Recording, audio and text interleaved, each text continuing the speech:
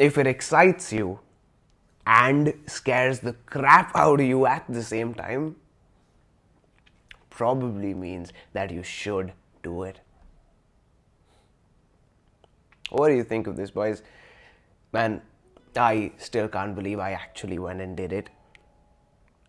I was trying to think of an analogy to describe what it feels like. And here goes. Imagine it was considered okay, as okay as it is considered to go and shave your head off, to just drop your clothes and go about your day naked. That's exactly what it feels like. Here's my question for you. Would you not go for it? I mean, I understand most civilians, they would pussy out.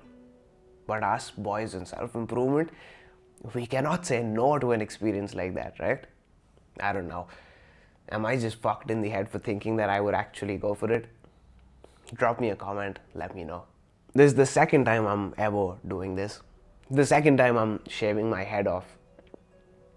The first was the day that the Sahaj you see in front of you was born. It was after a very long spiral of terrible, terrible days.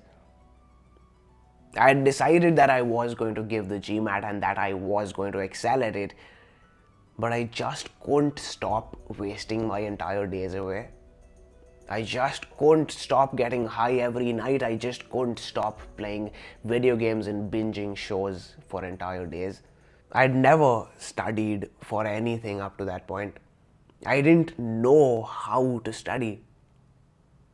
And I remember I'd been growing my hair out for about 7-8 months at that point.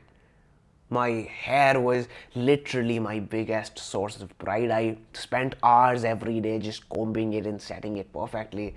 And I remember I woke up this one morning hungover as fuck, looked at myself in the mirror with my head throbbing, and I felt this disgust towards myself.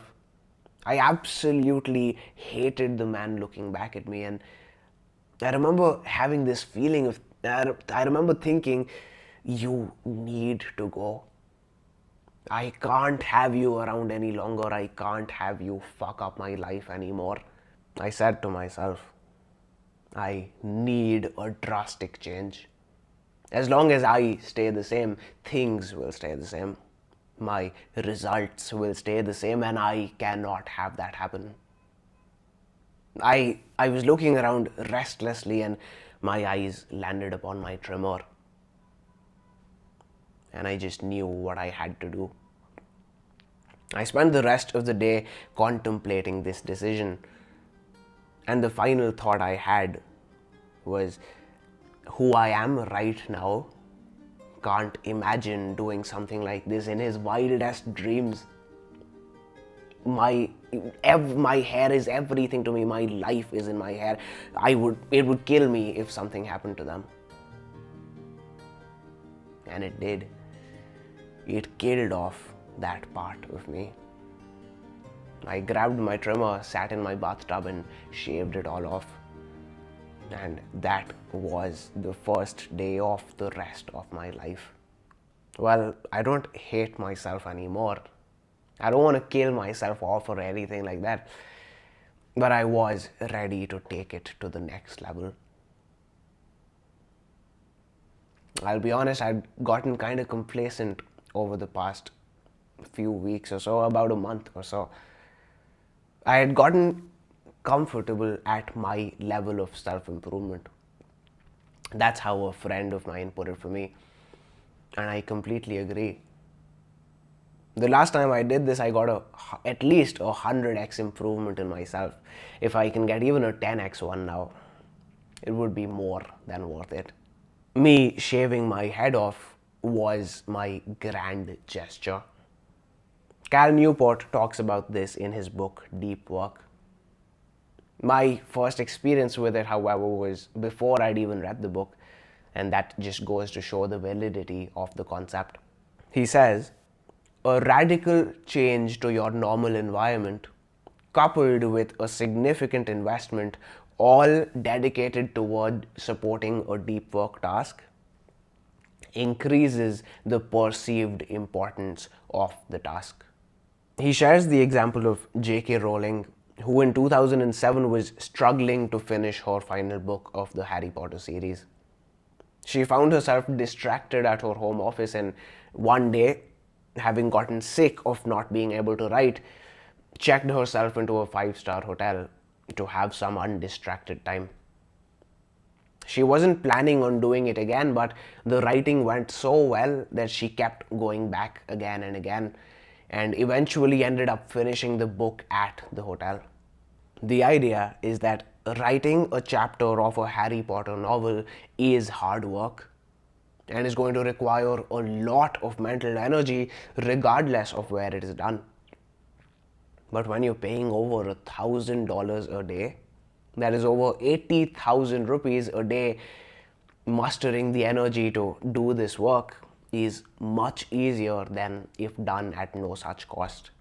Similarly, turning your life around, starting to do the right habits and dropping the bad ones is hard work and will undoubtedly require a lot of mental energy regardless of how you do it.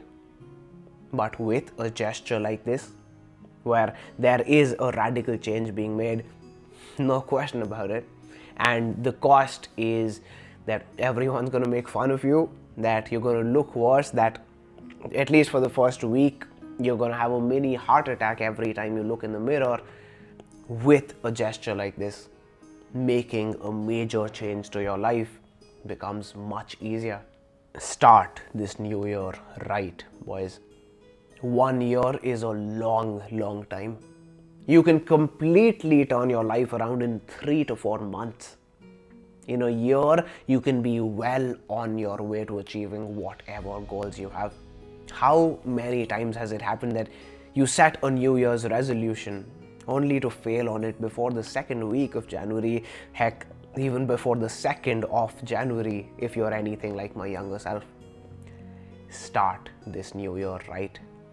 Do something that your current self can't imagine doing.